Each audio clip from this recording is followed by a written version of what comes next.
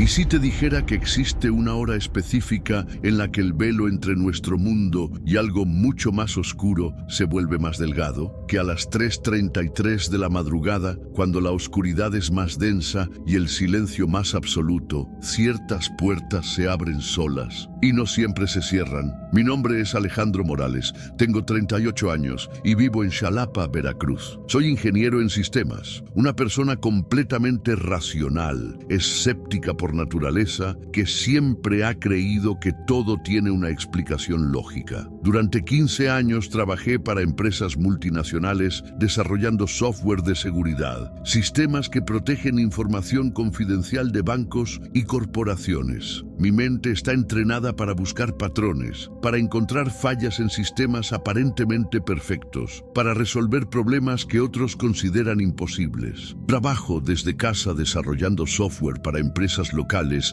desde hace 3 años, después de decidir dejar el mundo corporativo y buscar una vida más tranquila en mi ciudad natal. Mi rutina nocturna siempre ha sido la misma. Me quedo despierto hasta tarde programando, aprovechando el silencio de la madrugada para concentrarme mejor. Es en esas horas cuando mi mente funciona con mayor claridad, cuando las líneas de código fluyen como poesía en mi pantalla, cuando puedo resolver los problemas más complejos sin interrupciones. Fue precisamente por esta costumbre que comencé a notar algo extraño en mi casa. Un departamento que renté en febrero de 2019, ubicado en el segundo piso de un edificio construido en los años 70, en la colonia centro de Xalapa. El propietario, don Esteban Ruiz, un hombre de 65 años, con aspecto de haber vivido muchas historias, me lo ofreció a un precio sorprendentemente bajo para la zona. Es que ha estado desocupado mucho tiempo, me explicó mientras me mostraba el lugar, evitando hacer contacto visual directo. Los inquilinos anteriores, bueno, nunca duraban mucho. En ese momento no le di importancia a su comentario. El departamento estaba en perfecto estado, recién pintado, con instalaciones eléctricas y de plumería renovadas, pisos de madera pulidos que brillaban bajo la luz del sol que entraba por las amplias ventanas. Nada lujoso, pero cómodo. 2 recámaras de buen tamaño, una sala pequeña pero acogedora, cocina integral con electrodomésticos modernos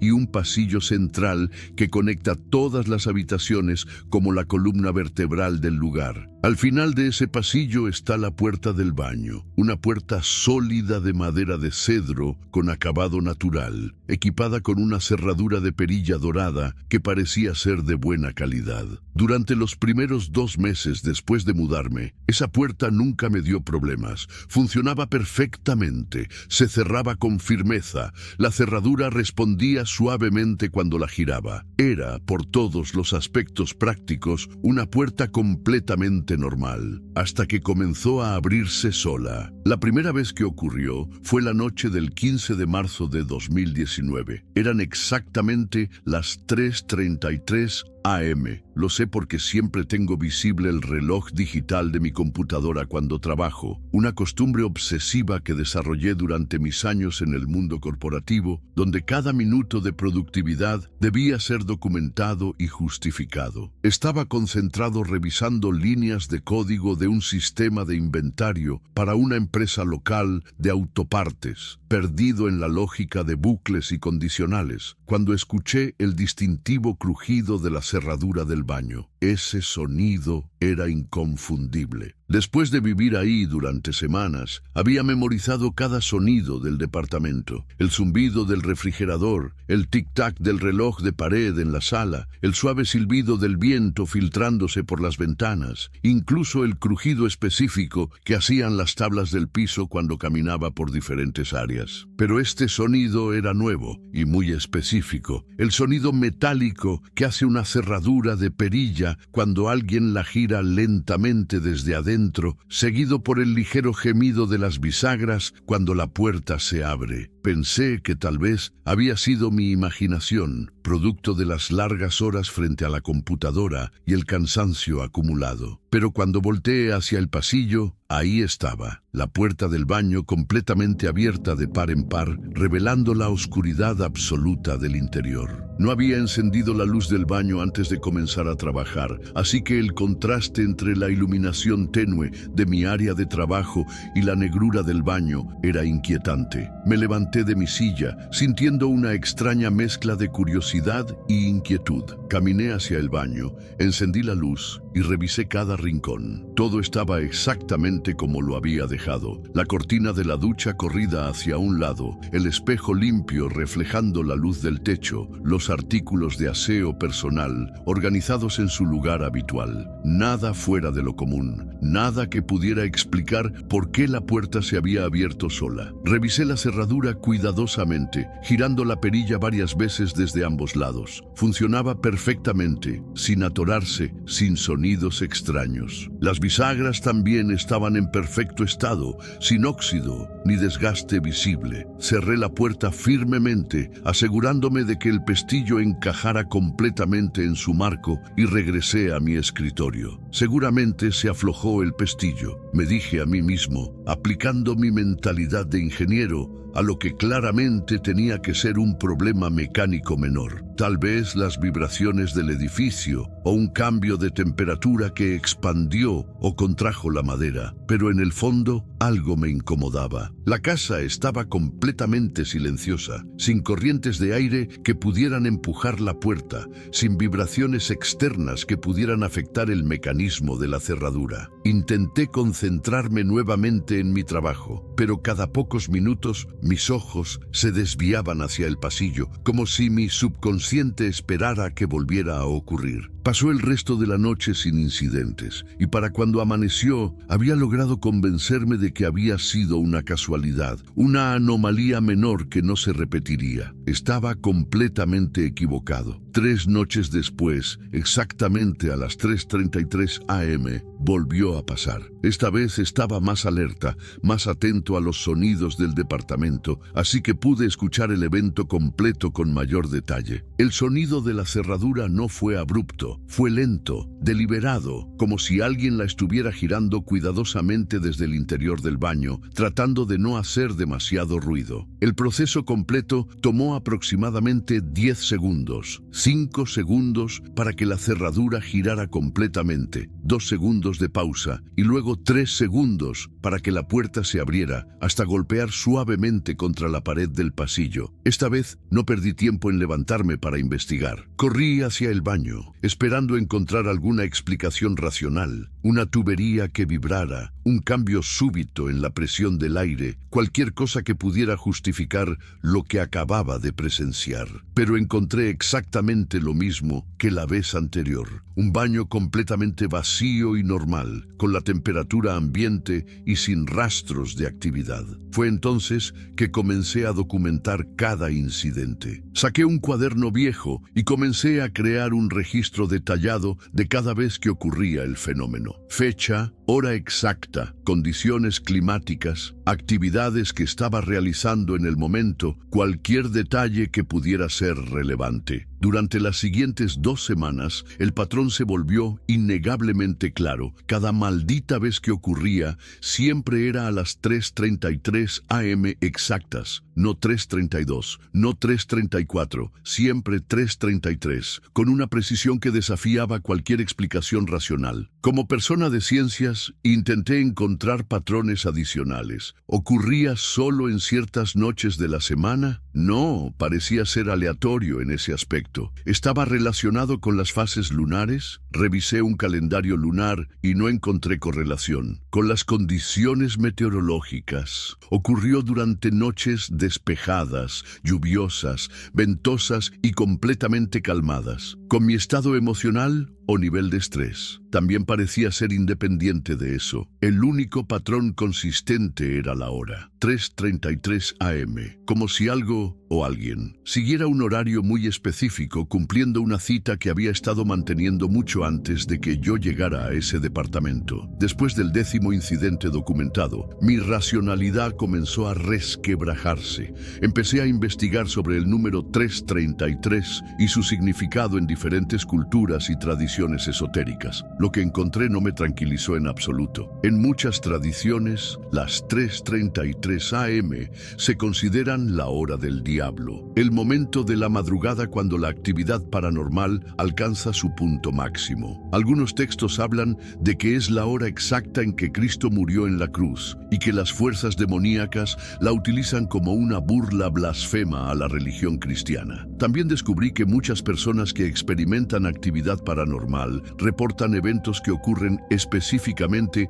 a las 3:33 AM. Apariciones, sonidos inexplicables, sensaciones de presencias invisibles, todo concentrado en esos minutos específicos cuando la noche está en su punto más profundo. Pero la información que más me perturbó fue sobre las horas espejo o horas repetidas. Según algunas teorías paranormales, cuando una persona comienza a despertar consistentemente a una hora específica con números repetidos como 1:11, 2:22, 3:33, es porque una entidad espiritual está tratando de comunicarse con ella. Los números repetidos actúan como una especie de código, una manera de captar la atención de los vivos y establecer un primer contacto. ¿Tú has sentido alguna vez que algo invisible te observa desde la oscuridad? ¿Has experimentado eventos que se repiten a la misma hora, noche tras noche, sin explicación lógica? ¿Te has despertado súbitamente a las 3:33 AM con la sensación de que algo acaba de ocurrir en tu casa? Comenta aquí abajo tu experiencia y no olvides darle like a este video y suscribirte al canal, porque lo que viene en los próximos episodios de esta historia real te va a erizar la piel y te hará cuestionar todo lo que creías saber sobre la realidad. Durante las siguientes semanas, después de comenzar mi documentación obsesiva, la puerta del baño se convirtió no solo en mi obsesión nocturna, sino en el eje central alrededor del cual giraba toda mi existencia. Mi vida se había dividido en dos periodos claramente definidos, antes de las 3:33 AM y después de las 3:33 AM. Había desarrollado una rutina enfermiza que comenzaba cada noche a las 11 PM. Primero, inspeccionaba minuciosamente toda la casa, verificando que todas las ventanas estuvieran cerradas, que no hubiera corrientes de aire, que la temperatura fuera estable en todos los cuartos. Luego, revisaba la puerta del baño como un forense examinando una escena del crimen. Probaba la cerradura docenas de veces, verificaba el ajuste de las bisagras, medía la distancia entre la puerta y el marco usando una regla pequeña para asegurarme de que no hubiera cambios en la estructura. Mi área de trabajo se había transformado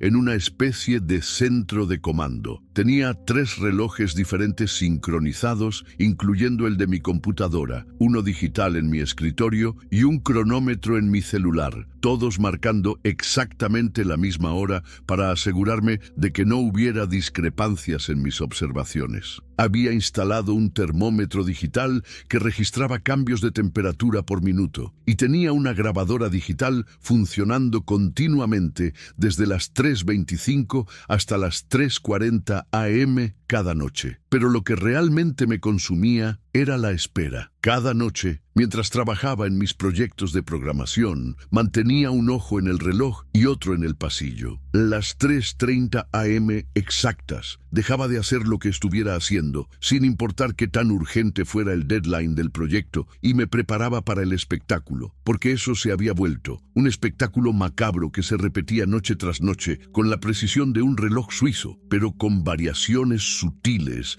que me mantenían en un estado constante de ansiedad y anticipación. No siempre era exactamente igual. A veces, el sonido de la cerradura era más lento, como si la mano invisible que la giraba estuviera dudando. Otras noches, la puerta se abría de golpe, como si algo la hubiera empujado con impaciencia. En ocasiones, después de abrirse, la puerta se quedaba inmóvil durante varios minutos. Otras veces, se balanceaba ligeramente hacia adelante y hacia atrás, como si algo estuviera pasando a través del umbral repetidamente. Pero siempre a las 3:33 AM exactas, escuchaba el crujido de la cerradura. Siempre el mismo sonido metálico y deliberado, como si alguien girara la perilla desde adentro con extremo cuidado, tratando de no despertar a alguien que durmiera en el departamento. Luego, la puerta se abría completamente, revelando la oscuridad absoluta del baño que parecía más densa, más impenetrable que la oscuridad normal. Al principio, mis intentos de encontrar explicaciones racionales fueron exhaustivos y sistemáticos. Contraté a don Evaristo Mendoza, un cerrajero de 68 años que llevaba más de 35 años en el oficio y tenía una reputación impecable en Xalapa. Era un hombre pequeño pero robusto, con manos callosas que hablaban de décadas trabajando con metales y mecanismos, y una paciencia infinita para explicar los detalles técnicos de su trabajo. «Mire, joven Alejandro», me dijo mientras examinaba cada componente de la cerradura con una lupa pequeña. «Esta es una cerradura Schlage de muy buena calidad, probablemente instalada cuando construyeron el edificio. Estos mecanismos están diseñados para durar décadas sin problemas». Desmontó completamente la cerradura, examinó cada resorte, cada engranaje, cada tornillo. Los muelles internos están en perfecto estado, no hay desgaste en los pines, la lubricación es adecuada. Francamente, esta cerradura está en mejor condición que muchas que he visto en casas nuevas. Don Evaristo reemplazó todos los componentes internos por si acaso, cambió el pestillo completo, engrasó las bisagras con aceite de alta calidad y hasta instaló pequeñas almohadillas de goma en el marco para asegurar que la puerta encajara perfectamente sin holguras. «Está perfecta, joven», me dijo mientras guardaba sus herramientas en una caja de metal que había visto mejores días, pero que contenía instrumentos de precisión inmaculadamente mantenidos. «Esta cerradura va a durar otros 20 años sin problemas. Si vuelve a tener cualquier inconveniente, yo regreso sin costo adicional, pero le aseguro que no va a ser necesario». Esa misma noche, a las 3:33 AM, exactas, la puerta volvió a abrirse sola. Esta vez grabé el sonido con mayor claridad.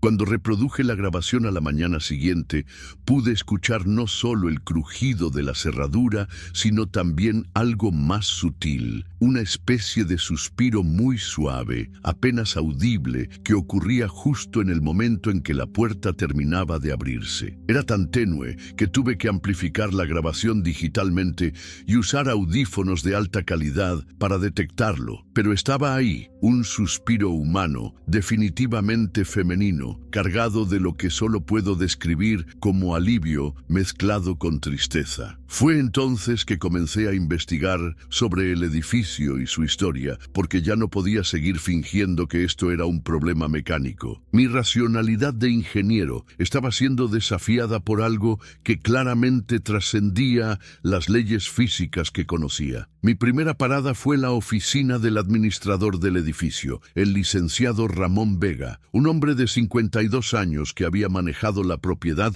durante los últimos 15 años. Su oficina estaba ubicada en la planta baja, en un espacio pequeño, pero bien organizado, con archivadores metálicos que contenían décadas de documentos sobre el mantenimiento, los inquilinos y la historia administrativa del edificio. «Mire, ingeniero Morales», me dijo mientras revisaba una carpeta gruesa llena de contratos de arrendamiento. «Su departamento específicamente ha sido problemático, no en términos de mantenimiento físico, entienda. Nunca hemos tenido problemas con tuberías, instalaciones eléctricas o daños estructurales. El problema ha sido con los inquilinos. Me mostró una lista que me dejó helado. En los últimos 10 años, mi departamento había tenido 8 inquilinos diferentes. El tiempo promedio de permanencia era de apenas 5 meses. Los Hernández duraron 3 meses en 2016. Familia muy agradable, un matrimonio joven con 2 niños pequeños. Él trabajaba en una empresa de seguros. Ella era maestra de primaria. Pagaban puntualmente.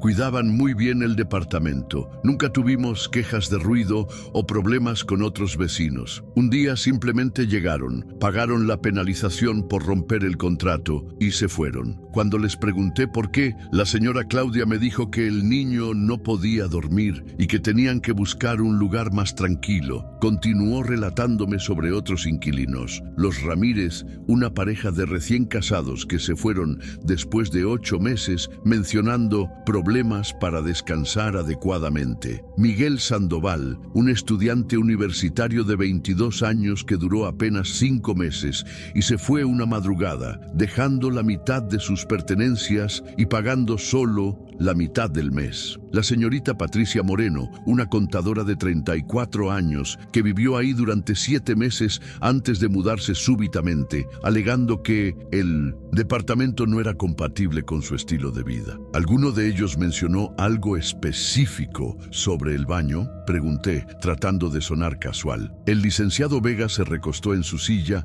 y me estudió cuidadosamente antes de responder. ¿Ha estado experimentando inconvenientes en esa área del departamento? Su manera de hacer la pregunta me hizo entender que no era el primero en preguntar sobre eso. Algunos problemas menores con la puerta, admití. Miguel, el estudiante, mencionó algo sobre ruidos nocturnos que venían del baño. Y los Hernández, bueno, la señora Claudia me dijo en una ocasión que su hijo menor, de apenas 4 años, había desarrollado un miedo inexplicable a usar el baño por las noches. El niño insistía en que había alguien adentro después de cierta hora. Salí de esa reunión con más preguntas que respuestas, pero con la certeza creciente de que lo que me estaba ocurriendo no era algo aislado. Había un patrón de comportamiento en los inquilinos anteriores que sugería que todos habían experimentado algo similar a lo que yo estaba viviendo. Mi siguiente paso fue hablar con los vecinos más antiguos del edificio. La señora Esperanza Cárdenas, de 67 años, vivía en el departamento 1A desde que se construyó el edificio en 1973. Era una mujer pequeña pero enérgica, con cabello completamente blanco, siempre perfectamente peinado, y ojos azules que parecían haber visto más de lo que la mayoría de la gente querría ver en una vida.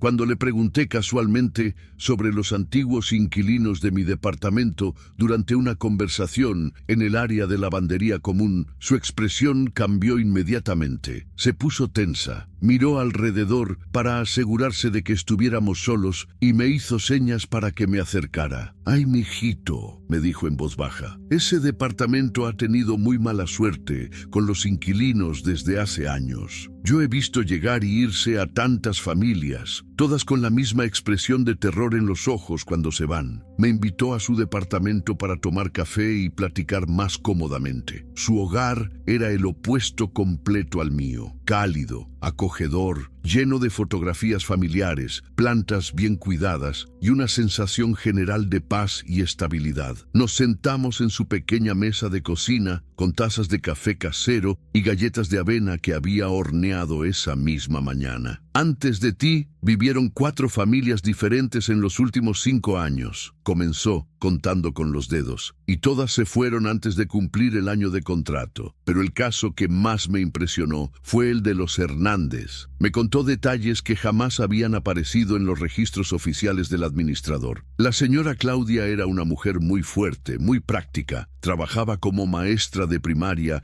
y había manejado niños difíciles durante años. Pero en las últimas semanas antes de mudarse, la veía cada vez más demacrada, más nerviosa. Un día me la encontré en el supermercado y se veía terrible, ojeras profundas, las manos le temblaban, había perdido peso notablemente. ¿Le dijo qué estaba pasando? Al principio se resistía a hablar del tema. Decía que no quería parecer loca, pero finalmente me confesó que su hijito menor, Pedrito, le tenía pavor al baño. El niño, que siempre había sido muy valiente e independiente, de repente se negaba rotundamente a entrar al baño solo, especialmente después de que oscureciera. La señora Esperanza pausó para tomar un sorbo de café y pude ver que el recuerdo la incomodaba. Pedrito le decía a su mamá que había un hombre malo que salía del baño en las noches. Decía que el hombre era muy alto, vestía ropa oscura y que no tenía ojos buenos. Claudia pensó inicialmente que eran pesadillas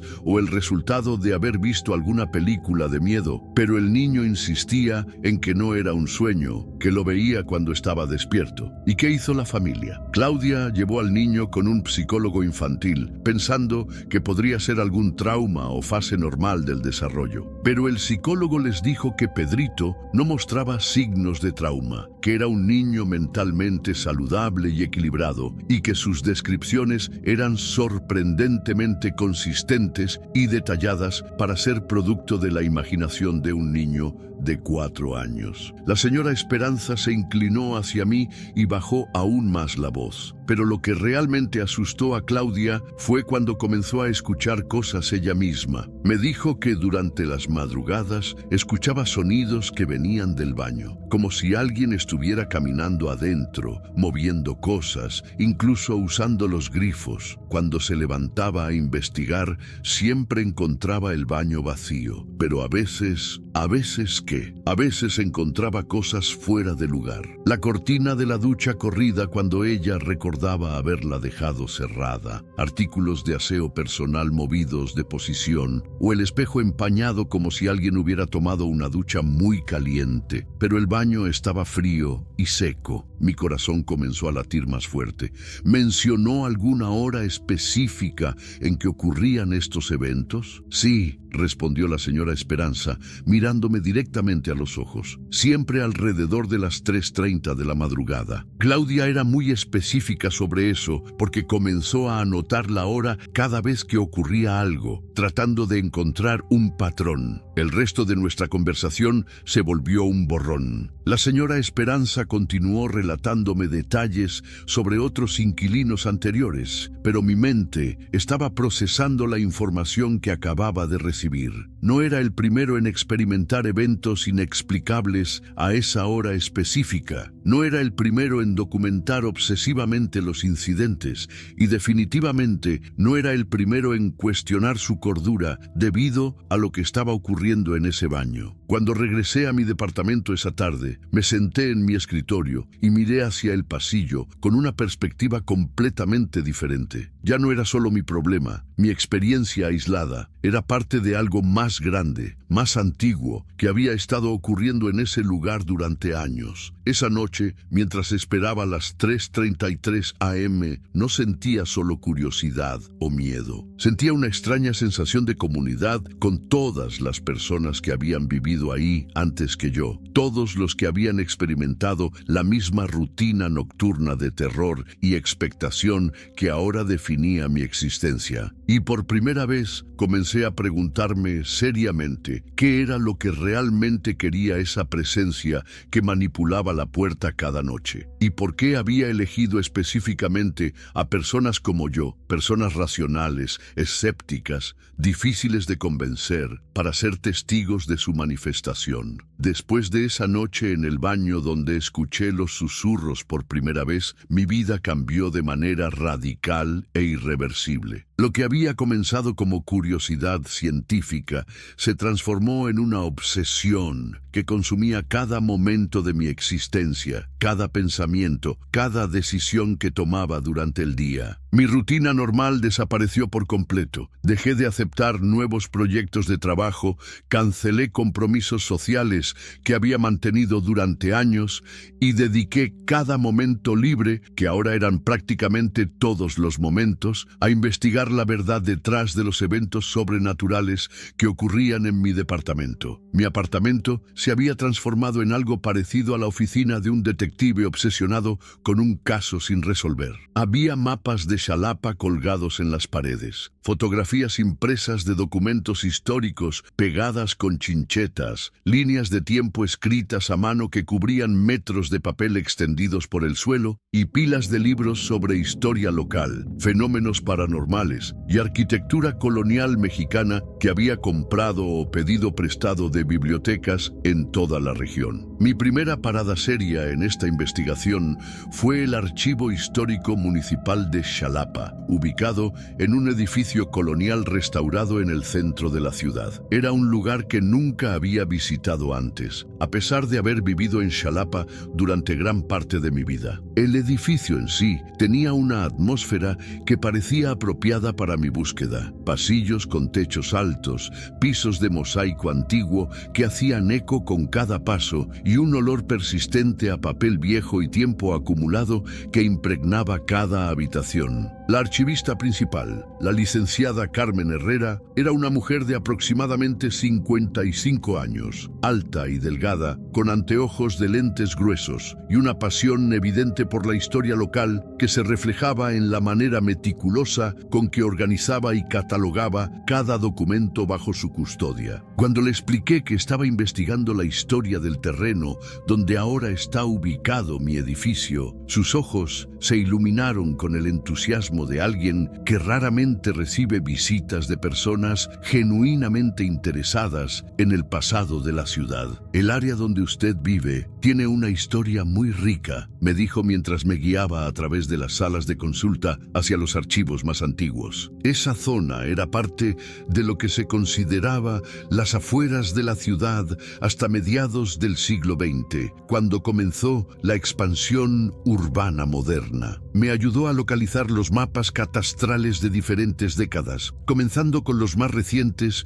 y trabajando hacia atrás en el tiempo. En los mapas de 1975 pude ver mi edificio ya construido. En los mapas de 1970 el terreno aparecía como un lote vacío marcado para desarrollo urbano. Pero cuando llegamos a los mapas de 1960 y anteriores, la historia se volvió mucho más interesante y perturbadora. Ahí, claramente marcada en los registros oficiales, había existido una casa que databa de principios del siglo XX. Según los documentos de propiedad, era una construcción considerable para los estándares de la época. 2 plantas, construida con materiales sólidos de la región, piedra volcánica y madera de encino, con un terreno de aproximadamente 800 metros cuadrados que incluía jardines extensos y hasta un pequeño huerto familiar. La propiedad había pertenecido a la familia Vázquez durante más de 40 años. Don Aurelio Vázquez la había comprado en 1918, recién regresado de trabajar en las minas de plata de Real del Monte, Hidalgo, con suficiente dinero ahorrado para establecer a su familia en una casa respetable. Los registros mostraban que don Aurelio se había casado en 1920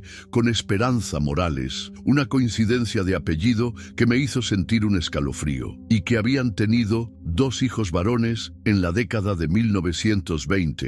Pero la información que realmente me impactó apareció en documentos posteriores. En 1940, después de que su primera esposa muriera de tuberculosis, don Aurelio se había casado en segundas nupcias con Mercedes Jiménez, una mujer 20 años menor que él, originaria de Coatepec. Mercedes tenía apenas 19 años cuando se casó con don Aurelio, quien ya tenía 45. Los registros parroquiales mostraban que la boda se celebró el 15 de septiembre de 1940 en la Catedral de Xalapa, con una ceremonia que, según las anotaciones del sacerdote, fue modesta pero digna. Durante las siguientes 2 décadas, la vida de la familia Vázquez parecía haber transcurrido con normalidad. Los registros municipales mostraban que don Aurelio había establecido un pequeño negocio de venta de herramientas y materiales de construcción. conclusión que los hijos de su primer matrimonio habían crecido y formado sus propias familias y que Mercedes se había integrado bien a la comunidad local, participando en actividades de la iglesia y organizaciones benéficas. Pero entonces, en los archivos correspondientes a 1960, encontré una serie de documentos que cambiaron completamente mi comprensión de la situación. La casa había sido abandonada abruptamente en noviembre de 1961, apenas un año después de la desaparición de Mercedes. Los registros mostraban que don Aurelio había intentado vender la propiedad inmediatamente después de mudarse, pero había tenido dificultades extremas para encontrar compradores. Un documento particularmente revelador era una carta fechada en enero de 1962, dirigida al alcalde de la ciudad por parte de don Aurelio, solicitando que el municipio comprara la propiedad debido a circunstancias extraordinarias que hacen imposible su ocupación por familias normales. En la carta, don Aurelio mencionaba vagamente eventos perturbadores y manifestaciones inexplicables que habían comenzado después de la desaparición de su esposa. La casa había permanecido vacía y sin vender durante más de una década. Los registros de mantenimiento municipal mostraban quejas recurrentes de los vecinos sobre la propiedad, ventanas que se rompían misteriosamente, ruidos nocturnos que venían de la casa desocupada y hasta reportes de luces que se encendían y apagaban en el interior, a pesar de que los servicios eléctricos habían sido desconectados años antes. Finalmente, en 1972, el municipio había adquirido la propiedad por una fracción de su valor real de mercado, con la intención específica de demolerla y permitir el desarrollo urbano moderno. La demolición se había completado a principios de 1973 y la construcción de mi edificio actual había comenzado inmediatamente después. Pero lo que más me perturbó fue descubrir que los archivos contenían una carpeta completa dedicada específicamente a el caso Mercedes Vázquez, incluyendo reportes policiales, testimonios de testigos y hasta fotografías de la investigación original. La licenciada Herrera me explicó que casos de desapariciones inexplicables se mantenían en los archivos municipales indefinidamente, especialmente cuando habían generado interés público significativo. El expediente policial era considerablemente más detallado que los artículos de periódico que había encontrado anteriormente. Incluía entrevistas con vecinos, familiares y conocidos de Mercedes, así como reportes técnicos sobre la investigación de la escena. Lo que emergía de estos documentos era el retrato de una mujer que en las semanas previas a su desaparición había experimentado un cambio de personalidad tan dramático que había alarmado a todos los que la conocían. La señora Dolores Mendoza, vecina de los Vázquez, había declarado en su entrevista policial: Mercedes era una mujer muy alegre y sociable. Siempre participaba en las actividades de la iglesia. Ayudaba a organizar eventos para recaudar fondos para los niños huérfanos y mantenía su casa impecablemente limpia y bien decorada. Pero en octubre de 1960 comenzó a cambiar de manera muy notable. Se volvió retraída, nerviosa, como si algo la estuviera atormentando constantemente. Otro vecino, don Ramiro Flores, había reportado: en las últimas semanas, antes de que desapareciera, veíamos luces encendidas en la casa de los Vázquez durante toda la noche. No era normal. Mercedes siempre había sido muy cuidadosa con el gasto de electricidad, pero de repente parecía que nunca apagaban las luces, especialmente las del baño y los pasillos. Pero el testimonio más escalofriante venía de la hermana menor de Mercedes, Esperanza Jiménez, quien había viajado desde Coatepec para la investigación. Mi hermana me visitó 2 semanas antes de desaparecer y no parecía la misma persona. Estaba muy delgada, con ojeras profundas y sus manos temblaban constantemente. Me dijo cosas muy extrañas sobre voces que venían de los espejos y sobre un hombre que la visitaba en sueños. Pensé que tal vez el embarazo la estaba afectando emocionalmente, pero ahora me doy cuenta de que estaba genuinamente aterrorizada por algo. Los reportes técnicos de la investigación policial incluían detalles que nunca habían aparecido en la cobertura periodística. El detective a cargo del caso, inspector Carlos Mendoza, había documentado meticulosamente las condiciones en que se encontró la habitación de Mercedes la mañana de su desaparición. La habitación estaba en orden perfecto, con excepción de la cama, que mostraba evidencia de haber sido ocupada recientemente. Las sábanas estaban tibias al tacto, a pesar de que la temperatura ambiente de la habitación era considerablemente fría. La ropa que la señora Mercedes había usado el día anterior estaba doblada cuidadosamente sobre una silla, incluyendo el camisón que presumiblemente había usado para dormir, lo cual sugiere que se había vestido completamente antes de desaparecer. Pero el detalle más perturbador del reporte policial era una observación que el inspector Mendoza había incluido casi como una nota al pie. Se encontró una llave de latón con diseños ornamentales en el tocador de la señora Mercedes. La llave no corresponde a ninguna cerradura conocida en la propiedad. Don Aurelio declaró no haber visto nunca esa llave anteriormente y no pudo explicar cómo había llegado a la posesión de su esposa. Mi corazón comenzó a latir más fuerte mientras leía esa descripción. Una llave ornamental que no correspondía a ninguna cerradura de la casa. Inmediatamente pensé en mi propio baño, en la puerta que se abría sola cada noche, y me pregunté si podría haber alguna conexión entre esa llave misteriosa y los eventos que estaba experimentando. Continué leyendo y encontré que la investigación había incluido una búsqueda exhaustiva de toda la propiedad. Habían excavado el jardín completo, revisado cada habitación con equipo especializado, incluso habían traído perros rastreadores de la Ciudad de México. La búsqueda había durado 3 semanas completas, con la participación de más de 50 personas, entre policías, voluntarios civiles y familiares. Nunca encontraron ni el más mínimo rastro de Mercedes Vázquez. El expediente incluía también entrevistas de seguimiento realizadas meses después de la desaparición. Don Aurelio había sido entrevistado nuevamente en abril de 1961, 6 meses después del incidente, y su testimonio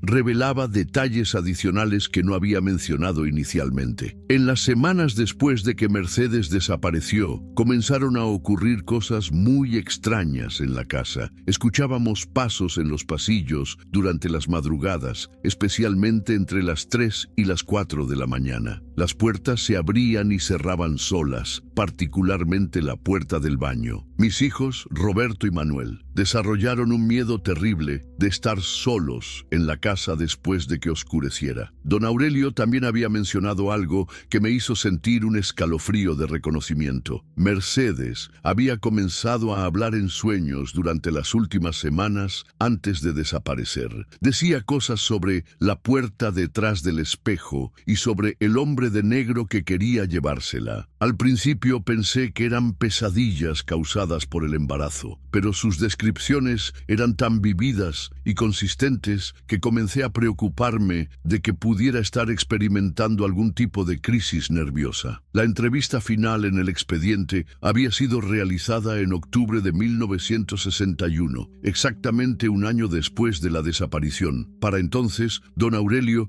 ya había tomado la decisión de abandonar la casa permanentemente. No podemos seguir viviendo ahí. Los eventos han empeorado progresivamente durante el año pasado. La puerta del baño se abre sola todas las noches a la misma hora que Mercedes solía levantarse. Hemos encontrado el espejo del baño empañado en múltiples ocasiones, como si alguien hubiera tomado una ducha caliente, pero el baño está frío y seco. Mis hijos han visto una figura femenina caminando por los pasillos, siempre vestida con el mismo camisón blanco que Mercedes usaba para dormir. Cuando terminé de leer el expediente completo, me quedé sentado en silencio en la sala de consulta del archivo durante varios minutos, procesando toda la información que había absorbido. La conexión entre la desaparición de Mercedes Vázquez en 1960 y los eventos que yo estaba experimentando en 2019 XIX era innegable. Los patrones eran demasiado específicos, demasiado consistentes para ser coincidencia. La licenciada Herrera se acercó a mi mesa mientras yo organizaba las fotocopias que había hecho de los documentos más importantes. ¿Encontró lo que estaba buscando?, me preguntó con una sonrisa amable. Más de lo que esperaba, respondí honestamente. ¿Usted conoce esta historia? El caso de Mercedes Vázquez. Su expresión se volvió más seria. Es uno de los misterios sin resolver más famosos en la historia de Xalapa. Durante décadas la gente ha especulado sobre lo que realmente le pasó a esa pobre mujer.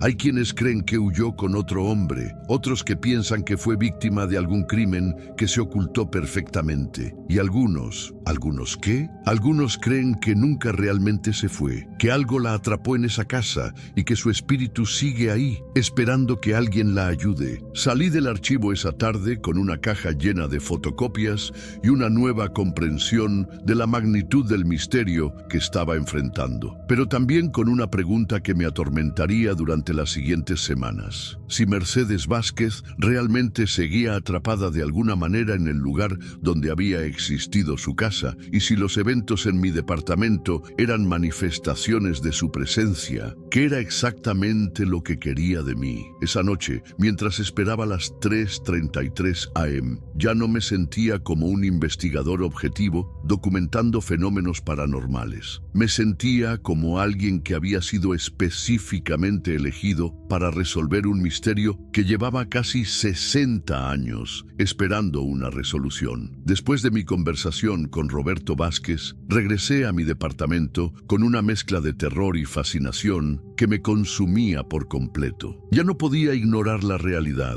Algo relacionado con la desaparición de Mercedes Vázquez seguía presente en ese lugar y aparentemente había estado esperando durante décadas por alguien que pudiera percibirlo. Esa misma noche decidí prepararme mejor para el encuentro de las 3:33 am. No iba a esconderme más, no iba a huir del fenómeno. Si Mercedes o lo que fuera que quedaba de ella necesitaba ayuda, yo iba a intentar dársela, aunque cada fibra de mi ser me gritaba que huyera de ese lugar para nunca regresar. Instalé una cámara web en el pasillo, enfocada directamente hacia la puerta del baño. Conecté mi laptop y configuré el software para grabar automáticamente desde las 3:25 hasta las 3:45 am. También coloqué mi grabadora digital en el suelo, justo frente a la puerta del baño. Si algo iba a manifestarse, esta vez iba a tener evidencia. A las 11 p.m. comencé mi vigilia. Me senté en el sillón de la sala, desde donde podía ver perfectamente el pasillo y la puerta del baño. Tenía mi celular cargado, una linterna de mano, una botella de agua e incluso había comprado un crucifijo en una tienda religiosa del centro, aunque no era particularmente católico. En momentos de desesperación, uno se aferra a cualquier cosa que pueda ofrecer protección. Las horas pasaron lentamente. A las 2 am comencé a sentir esa familiar ansiedad trepando por mi pecho. A las 3 am, mi corazón latía tan fuerte que podía escucharlo en mis oídos.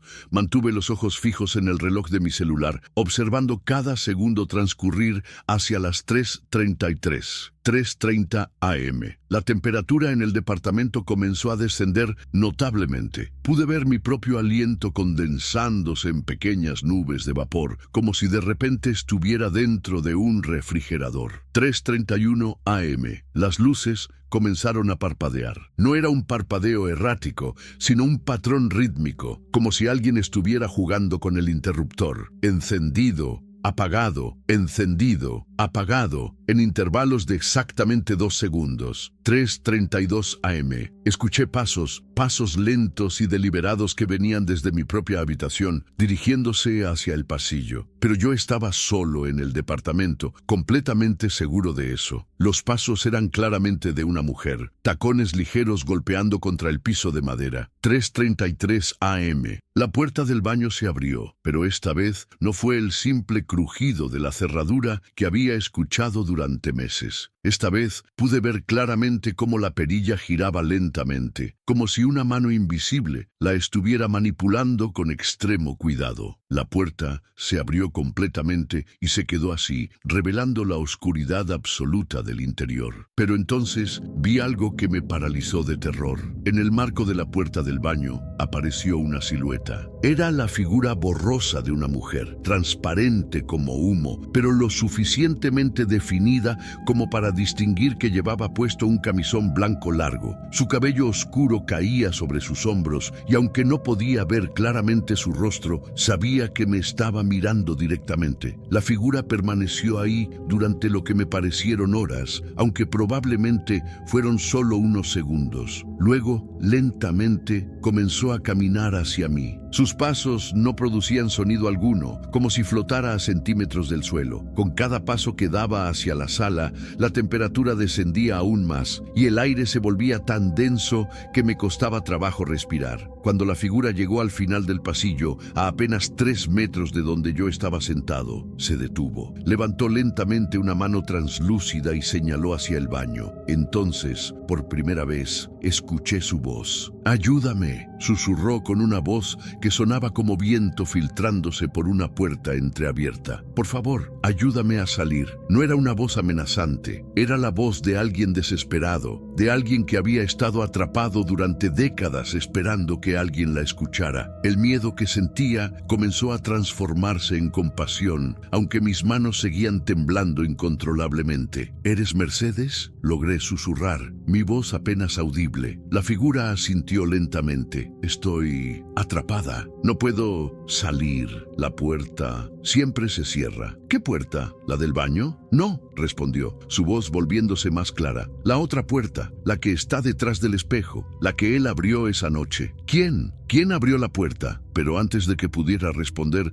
el reloj marcó las 3:40 a.m. Como si hubiera sonado una alarma invisible, la figura de Mercedes comenzó a desvanecerse. Sus últimas palabras fueron apenas un murmullo que se perdía en el aire. «Encuentra la llave. En el jardín, debajo del naranjo». Las luces dejaron de parpadear, la temperatura regresó a la normalidad y la puerta del baño se cerró suavemente sola. Me quedé sentado en el sillón durante el resto de la noche, temblando, tratando de procesar lo que acababa de experimentar. Cuando revisé las grabaciones a la mañana siguiente, la cámara había captado la puerta abriéndose y cerrándose sola, pero no había registro visual de Mercedes. Sin embargo, la grabadora digital había captado algo extraordinario. Mi voz haciendo preguntas y largos silencios donde claramente algo me respondía, aunque no se escuchara ninguna otra voz en la grabación. Pero lo más importante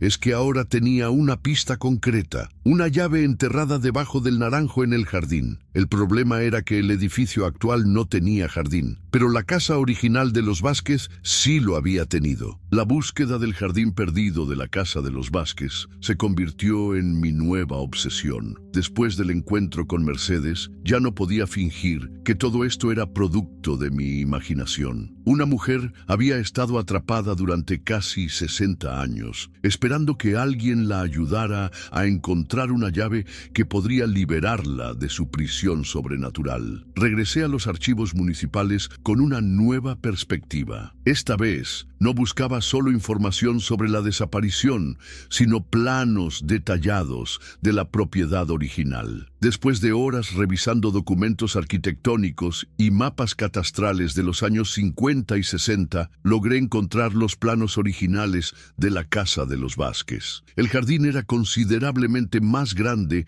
de lo que había imaginado. Se extendía desde la parte trasera de la casa hasta lo que ahora es el estacionamiento del edificio actual. En el plano podía ver claramente marcado un naranjo en la esquina sureste del jardín, exactamente donde ahora se encuentra el transformador eléctrico del edificio. Esa noche, alrededor de las 2 a.m., para evitar ser visto por los vecinos, salí al estacionamiento con una pala pequeña, una linterna y mi detector de metales que había comprado esa misma tarde. El transformador eléctrico era una caja metálica gris de aproximadamente 2 metros por 1, rodeada por una pequeña cerca de metal. Según mis cálculos basados en el plano original, el naranjo habría estado ubicado justo donde ahora estaba el lado izquierdo del transformador. Comencé a cavar en el área más cercana al transformador, donde la tierra parecía más suave y menos compactada que el resto del pavimento. Después de media hora de trabajo, la pala golpeó algo sólido. Mi corazón comenzó a latir más fuerte mientras apartaba la tierra con las manos. No era una llave lo que encontré, sino una pequeña caja de metal oxidada, del tamaño de una caja de zapatos de niño. Estaba tan corroída por el tiempo que casi se desintegró cuando la levanté. Dentro había varios objetos que me dejaron helado. Fotografías familiares de los Vázquez,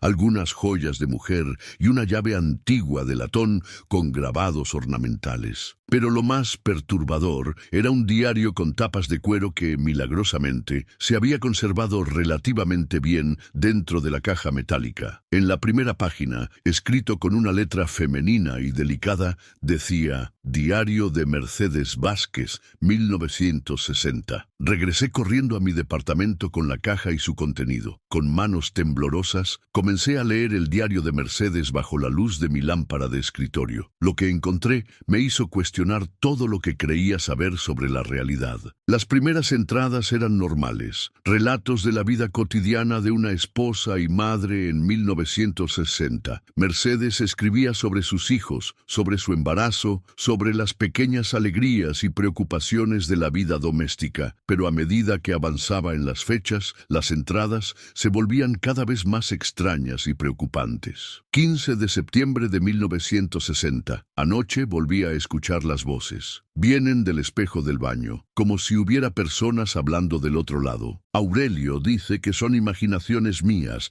que es el embarazo, pero yo sé lo que escucho. 28 de septiembre de 1960. Encontré una llave extraña en el jardín, debajo del naranjo. Es muy antigua y no corresponde a ninguna cerradura de la casa. Cuando la toco, siento como si algo me jalara hacia el baño. Es una sensación muy perturbadora. 5 de octubre de 1960. La llave encaja perfectamente en una cerradura que apareció detrás del espejo del baño. No entiendo cómo es posible, pero cuando muevo el espejo hacia la derecha, hay una pequeña puerta de madera empotrada en la pared. La llave la abre, pero del otro lado solo hay oscuridad. Algo me dice que no debo abrirla, pero es como si la llave me obligara a hacerlo. 12 de octubre de 1960. He estado teniendo sueños terribles. Sueño que camino a través de esa puerta detrás del espejo y llego a un lugar que no es de este mundo. Es un pasillo interminable, lleno de puertas,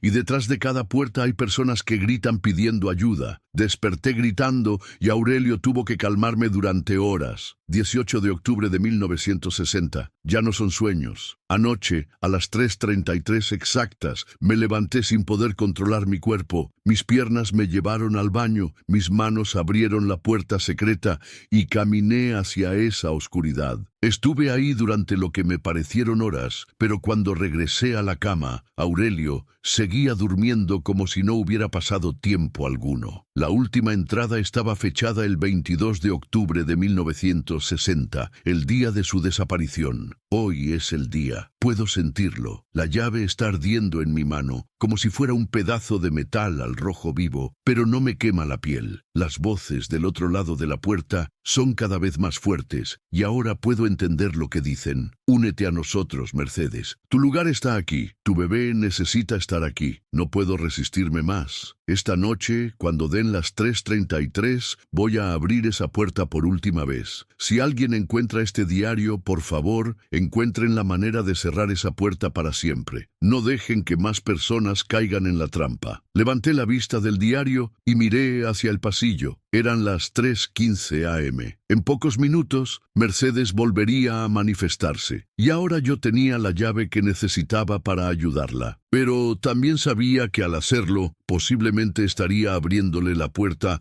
a algo mucho más oscuro y peligroso de lo que podía imaginar. La llave de latón estaba sobre mi escritorio, y juro que podía sentir un calor sobrenatural emanando de ella, como si fuera un objeto vivo esperando ser usado. Con la llave de Mercedes en mi mano derecha y el diario en la izquierda, Me dirigí hacia el baño. Eran las 3:28 am y podía sentir esa familiar energía sobrenatural comenzando a manifestarse en el departamento. Las luces parpadearon brevemente, la temperatura descendió varios grados, y esa sensación de estar siendo observado por ojos invisibles se intensificó hasta volverse casi insoportable. Cuando entré al baño, lo primero que hice fue examinar detenidamente el espejo. Durante todos estos meses, nunca se me había ocurrido moverlo o revisarlo más allá de su superficie. Era un espejo grande, de aproximadamente 80 centímetros de alto por 60 de ancho, enmarcado en madera pintada de blanco que coincidía con el resto de los muebles del baño. Pasé mis dedos por los bordes del marco, buscando algún mecanismo o bisagra que me indicara cómo moverlo. En el lado derecho,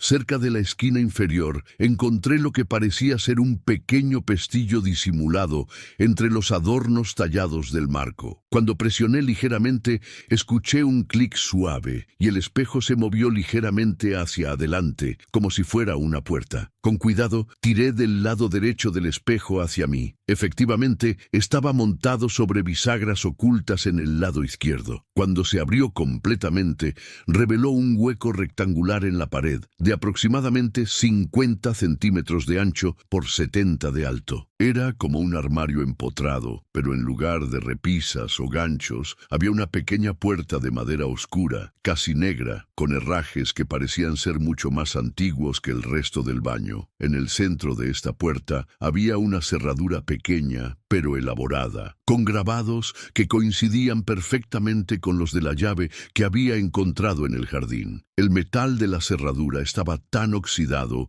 que parecía tener décadas, quizás siglos de antigüedad. 3:33 am. En el momento exacto en que el reloj marcó la hora, sentí la presencia de Mercedes materializándose detrás de mí. No necesité voltear para saber que estaba ahí. Podía sentir su energía desesperada y angustiada llenando el pequeño espacio del baño. «La encontraste», susurró su voz, apenas audible pero cargada de una mezcla de esperanza y terror. «Por favor, ábrela. Necesito salir de ahí». «Mercedes», dije sin voltearme, manteniendo mi vista fija en la misteriosa puerta. «¿Qué hay del otro lado? ¿Qué te pasó esa noche?» «Él me engañó», respondió. Su voz ahora sonaba más clara, más presente. «El hombre de la corbata negra. Me dijo que mi bebé estaba en peligro, que la única manera de salvarlo era a través de esa puerta. Cuando la abrí, ya no pude regresar». «¿Qué hombre? ¿Quién era?» «No lo sé. Aparecía en mis sueños durante semanas antes de esa noche. Siempre vestía un traje negro con corbata negra y tenía ojos que parecían agujeros en su cara. Me decía que había otros como yo, otras madres que habían tenido que hacer el mismo sacrificio para salvar a sus hijos. Sentí un escalofrío recorrer toda mi columna vertebral. ¿Otros como tú? ¿Hay más personas atrapadas ahí?» «Muchas», murmuró Mercedes, y pude percibir lágrimas en su voz. «Mujeres embarazadas principalmente. Él las atrae con la promesa de salvar a sus bebés, pero es una mentira. Una vez que cruzas la puerta, quedas atrapada en un lugar que no pertenece a ningún mundo, un limbo donde el tiempo no existe y la desesperación es eterna». Tomé la llave entre mis dedos. Estaba sorprendentemente caliente, como si hubiera estado expuesta al sol durante horas. «Si abro esta puerta, ¿podrás salir? ¿Podrán salir todas?» «No lo sé», admitió Mercedes. «Pero es la única oportunidad que hemos tenido en décadas. Por favor, Alejandro, no puedo soportar estar ahí un día más». La manera en que dijo mi nombre me sorprendió. No recordaba habérselo mencionado durante nuestros encuentros anteriores. «¿Cómo sabes mi nombre? Cuando estás atrapada en ese lugar, puedes ver a través de los espejos de este mundo. He estado observándote desde que te mudaste aquí. Sabía que eras diferente, que podrías ayudarnos». Con manos temblorosas, inserté la llave en la cerradura. Encajó perfectamente, como si hubiera sido hecha específicamente para esa puerta. Cuando giré la llave, escuché el mecanismo moverse con un sonido metálico que resonó por todo el baño. La puerta se abrió lentamente y del otro lado emergió una oscuridad absoluta, más densa que cualquier negrura que hubiera visto jamás. No era simplemente la ausencia de luz, era como si la oscuridad misma fuera una entidad viva que se extendía hacia el baño, tratando de atraparme. De esa oscuridad comenzaron a emerger voces. Primero fue la de Mercedes, pero más joven, más desesperada. «Por favor, ayúdenos. Hay más de nosotras aquí. No nos dejen». Luego escuché otras voces de mujeres, docenas de ellas, gritando, llorando, suplicando por libertad. Era un coro de agonía que me hizo caer de rodillas por el peso emocional que llevaba. Pero entonces escuché algo que me aterrorizó hasta los huesos, una risa grave y masculina que venía desde el fondo de esa oscuridad. Una risa que no contenía humor alguno, sino pura malevolencia. «Gracias», dijo una voz profunda y áspera desde la oscuridad. «Has abierto la puerta que llevaba décadas esperando ser abierta nuevamente». Intenté cerrar la puerta inmediatamente, pero algo invisible me detuvo. Una fuerza sobrenatural mantenía mis manos inmóviles, impidiéndome cerrar el paso entre los mundos que acababa de abrir. De la oscuridad emergió lentamente una figura alta, vestida con un traje negro. Su rostro era pálido como la cera, y donde deberían estar sus ojos había dos vacíos profundos que parecían absorber toda la luz del baño. Su sonrisa era demasiado amplia para ser humana, revelando dientes que parecían navajas. «Mercedes», dijo la criatura con una voz que sonaba como metal oxidado. «Le dijiste que podía liberarlas a todas. Qué cruel de tu parte mentirle así». La criatura del traje negro emergió completamente de la oscuridad y entró al baño. Su presencia llenó el pequeño espacio con un frío tan intenso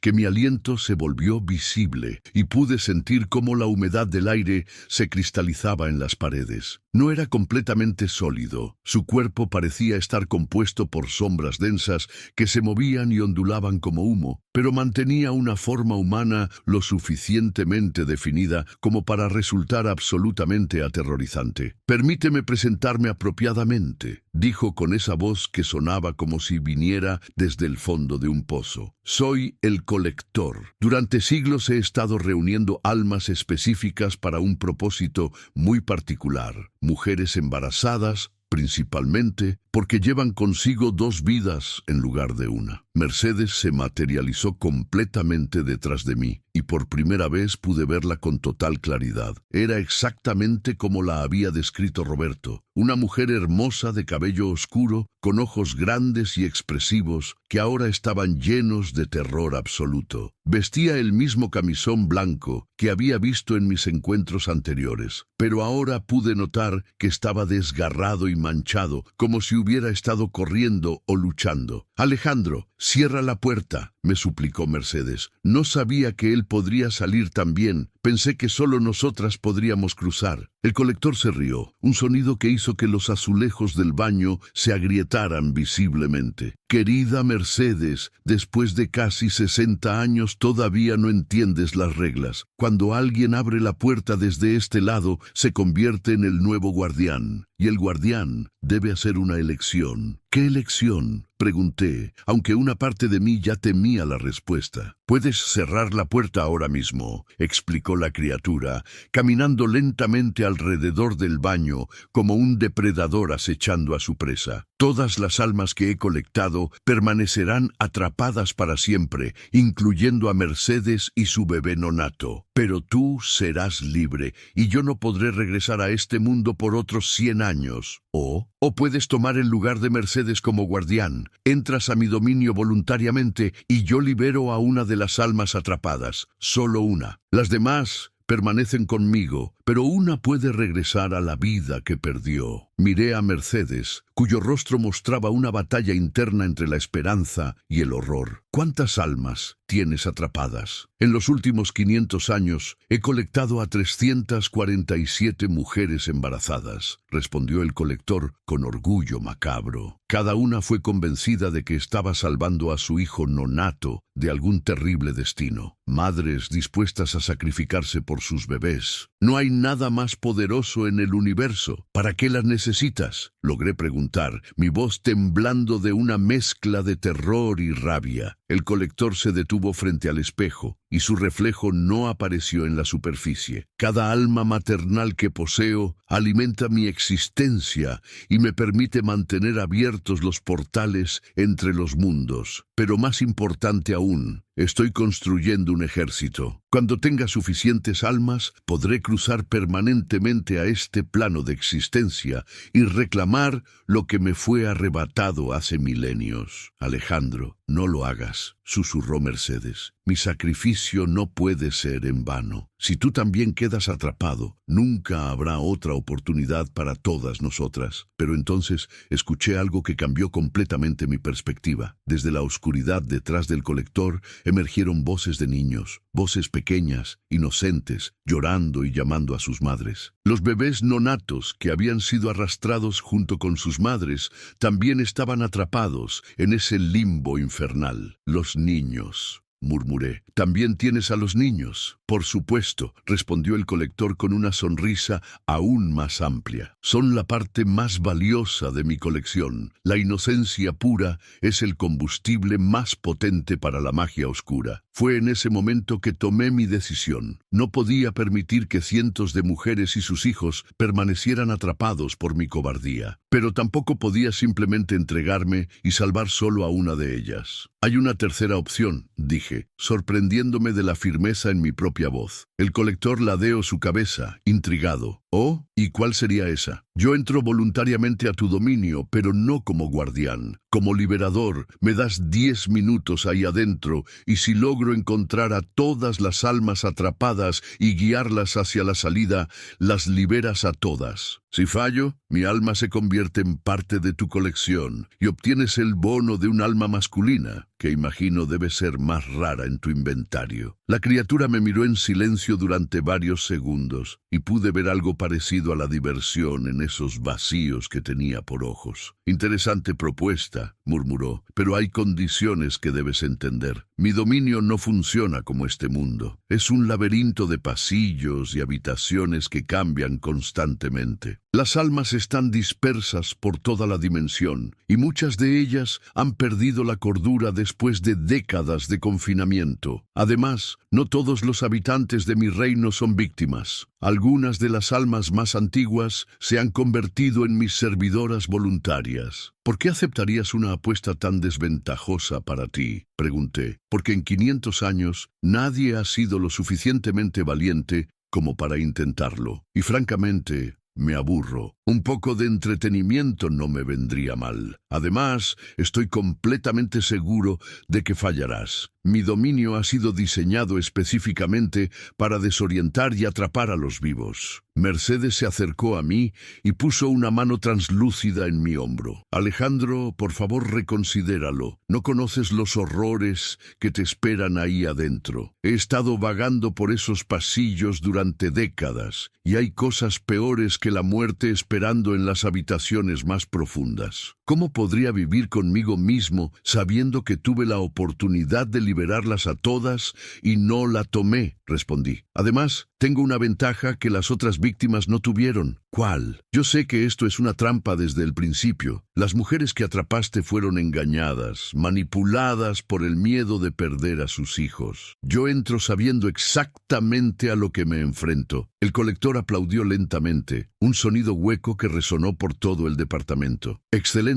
Acepto tu propuesta. Tienes exactamente 10 minutos en mi dominio para encontrar y guiar a todas las almas hacia la salida. Pero hay una regla adicional que no mencionaste. No puedes tocar físicamente a ninguna de las almas. Debes convencerlas de que te sigan usando solo palabras». «¿Por qué esa restricción?». «Porque muchas de ellas ya no confían en nadie. Han sido traicionadas antes, engañadas por falsas promesas de libertad. Si intentas forzarlas físicamente, se dispersarán aún más profundamente en el laberinto donde ni yo mismo podría encontrarlas». Extendió una mano sombría hacia mí. «¿Tenemos un trato?». Miré esa mano que parecía estar hecha de oscuridad pura, sabiendo que al estrecharla estaría sellando mi destino, pero también sabiendo que era la única oportunidad que tendrían Mercedes, su bebé y todas las otras víctimas de obtener su libertad. «Tenemos un trato», dije, y estreché la mano del colector. El momento en que nuestras manos se tocaron, sentí como si miles de agujas heladas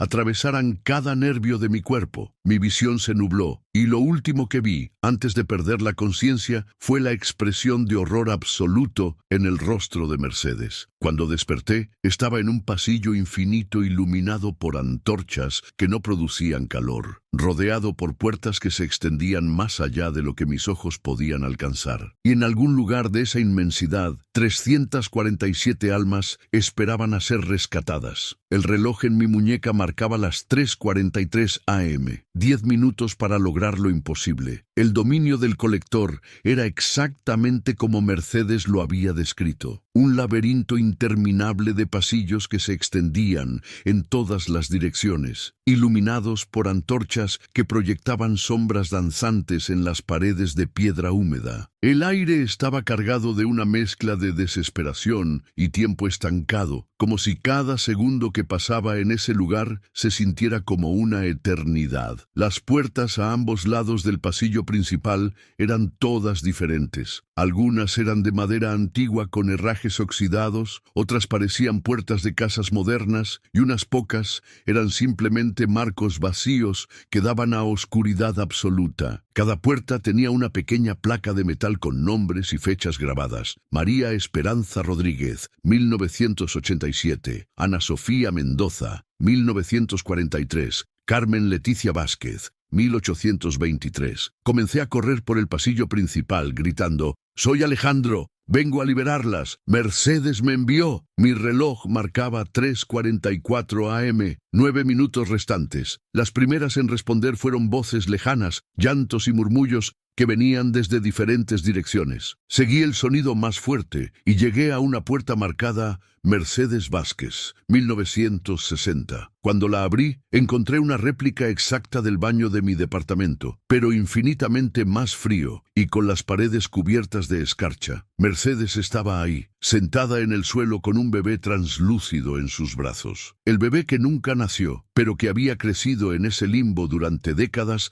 hasta convertirse en un niño de aproximadamente 10 años. «Alejandro», dijo Mercedes, levantando la vista. «¿Cómo llegaste hasta aquí?» «Hice un trato con el colector. Tengo 10 minutos para encontrarlas a todas y guiarlas hacia la salida. ¿Puedes ayudarme?» Mercedes se levantó inmediatamente. «Sí, conozco este lugar mejor que nadie. Pero Alejandro, hay cosas que debes saber. Algunas de las mujeres que han estado aquí por siglos han enloquecido completamente. No reconocerán la realidad de la libertad. Y otras, ¿qué pasa con las otras? Algunas se han aliado con el colector voluntariamente. A cambio de pequeñas comodidades y poder sobre las recién llegadas, se convirtieron en sus guardianas. Tratarán de detenerte». Mi reloj marcaba 3:45 am, 8 minutos. «Entonces tenemos que movernos rápido. ¿Dónde están la mayoría de las almas?» Mercedes señaló hacia un pasillo que se bifurcaba hacia la izquierda. «Las más recientes están en esa dirección. Las más antiguas están en los niveles más profundos, pero esas serán las más difíciles de convencer». Y comenzamos a correr juntos por el pasillo, y a medida que abríamos puertas, más mujeres con sus hijos nonatos se unían a nuestro grupo. Cada historia era similar, pero desgarradora. Embarazos en riesgo, promesas de salvación y la terrible traición al descubrir que habían sido engañadas. «¡Rosa María!», gritó Mercedes al abrir una puerta. «Tenemos una oportunidad de salir». Una mujer joven con un vestido de los años 90 salió corriendo, cargando a una niña pequeña de cabello rizado. «¿Es real? ¿No es otra de sus crueles ilusiones?» «Es real», confirmé, «pero tenemos que movernos ahora». 3:46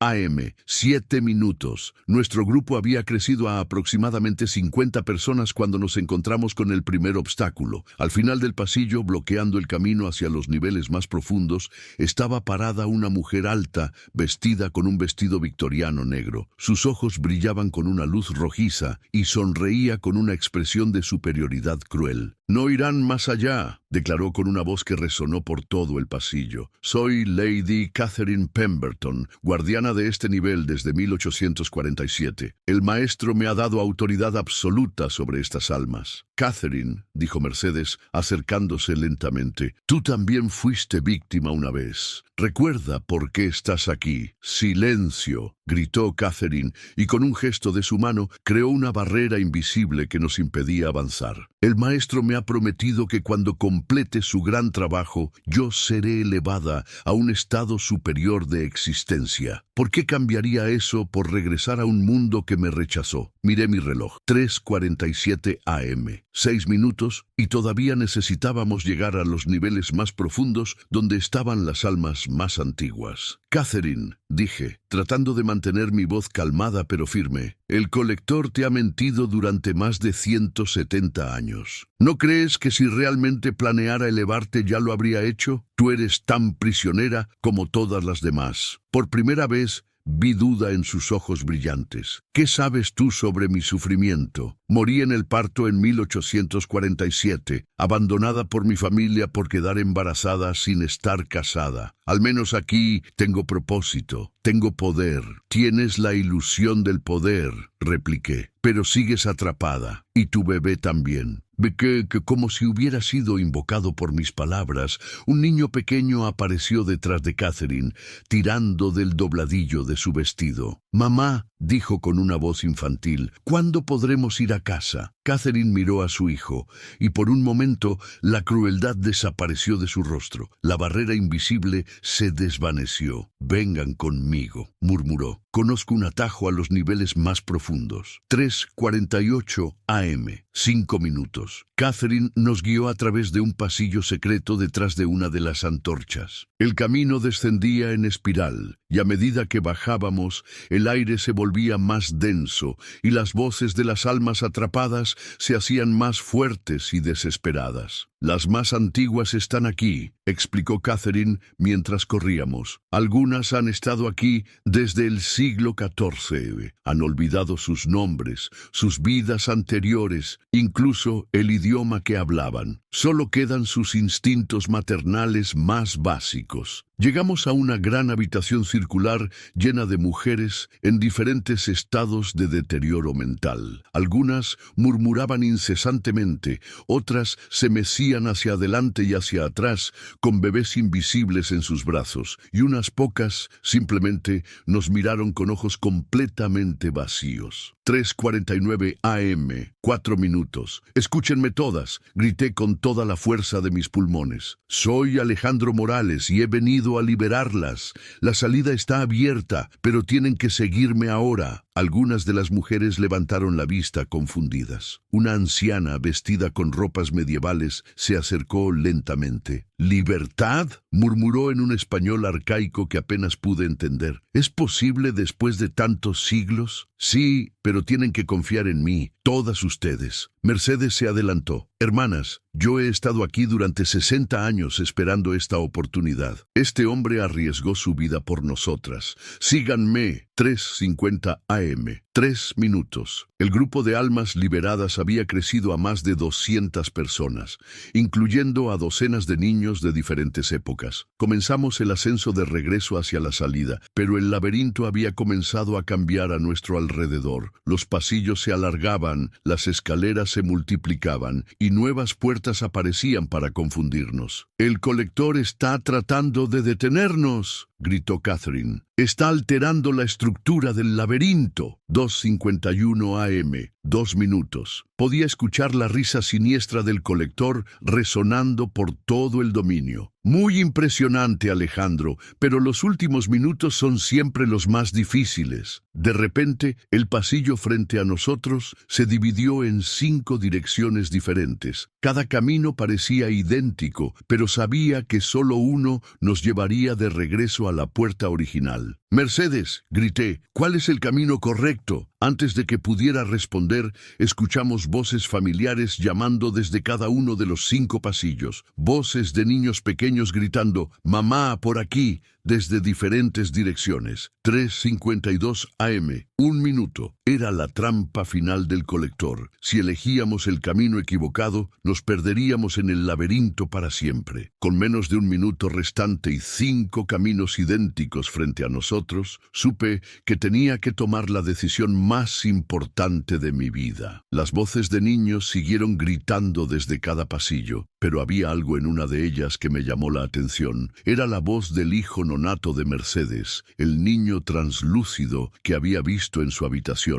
«Mamá, señor Alejandro, por aquí», gritaba desde el segundo pasillo de la izquierda. «Puedo ver la luz». 3:52:30 AM. 30 segundos. «¡Ese camino!», grité, señalando hacia donde venía la voz del hijo de Mercedes. «¡Corran!». Nuestro grupo de más de 300 almas liberadas comenzó a correr desesperadamente por el pasillo. A medida que avanzábamos, pude ver efectivamente una luz tenue al final del túnel, la luz del baño de mi departamento filtrándose a través de la puerta abierta detrás del espejo. Pero entonces el colector apareció directamente frente a la salida, bloqueando el camino con sus brazos extendidos. Su forma sombría llenaba completamente el pasillo, y sus ojos vacíos brillaban con furia absoluta. «¡No tan rápido!», rugió. «El tiempo se ha agotado». Miré mi reloj. 3:52:55 AM. 5 segundos restantes. «Mercedes», grité, «lleva a todas las demás a través de la puerta. Yo me ocuparé del colector». Mercedes vaciló por un segundo, pero luego asintió y comenzó a guiar a las almas alrededor de la figura imponente del colector. Una por una, las mujeres y sus hijos comenzaron a pasar a través de la puerta hacia la libertad. 3:52:58. 3:52:59. El colector extendió sus manos hacia mí y pude sentir un frío mortal emanando de su toque. «Has perdido, Alejandro Morales. El tiempo se acabó y aún no han cruzado todas». 3:53 AM. En el momento exacto en que el reloj marcó el final de los 10 minutos, la última alma, una mujer medieval con su bebé, cruzó la puerta hacia mi baño. Lo habíamos logrado. Todas las almas habían sido liberadas, pero yo seguía atrapado en el dominio del colector. La criatura sombría se rió con una mezcla de frustración y admiración perversa. «Impresionante. En 500 años de existencia nunca había visto algo así. Cumpliste tu parte del trato y yo cumpliré la mía. Las almas son libres». «¿Y yo qué?». «Ah, ese es el detalle interesante de nuestro acuerdo», dijo el colector, acercándose lentamente. «Dijiste que entrarías como liberador, no como prisionero. Y efectivamente liberaste a todas las almas, pero nunca especificaste las condiciones de tu propia salida». Sentí mi estómago hundirse. «Entonces, ¿estoy atrapado aquí para siempre?». «No necesariamente», respondió, su sonrisa volviéndose aún más amplia. «Puedes irte, pero hay un precio. Para equilibrar el vacío que dejaron todas esas almas liberadas, necesito algo a cambio. No tu alma. Eso no era parte del trato, pero sí necesito que te conviertas en mi nuevo colector en el mundo mortal».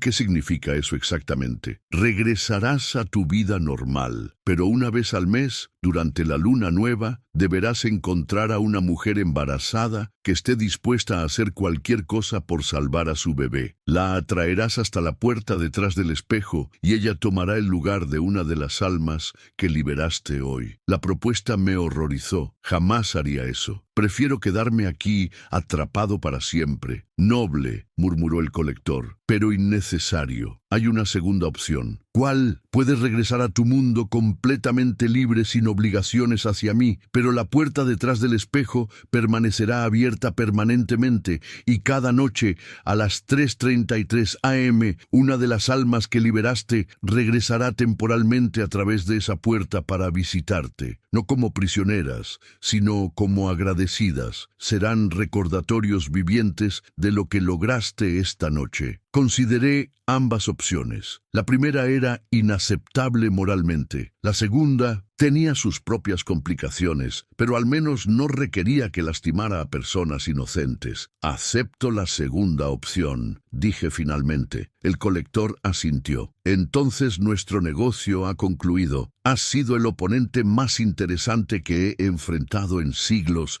Alejandro Morales. Quizás nos encontremos nuevamente en el futuro. Con un gesto de su mano, me encontré de vuelta en el baño de mi departamento. La puerta detrás del espejo seguía abierta, pero ahora, en lugar de oscuridad, se veía a través de ella como si fuera una ventana a un prado soleado donde las almas liberadas caminaban en paz con sus hijos. Miré el reloj, 4:15 AM. Habían pasado más de 40 minutos desde que entré al dominio del colector, aunque ahí adentro habían sido solo 10 minutos. Mercedes apareció una última vez, pero ahora se veía diferente, más sólida, más en paz, con su hijo de la mano. Gracias, me dijo simplemente. Por primera vez en 60 años puedo ver el amanecer, y desapareció hacia la luz del prado. Desde esa noche han pasado 5 años. Cada madrugada a las 3:33, una de las almas liberadas viene a visitarme. No es terrorífico. Al contrario, es reconfortante saber que están en paz. Me cuentan sobre el lugar hermoso donde ahora viven, sobre cómo sus hijos finalmente pueden crecer y jugar libremente. El colector cumplió su palabra. Nunca más intentó atrapar almas a través de mi baño,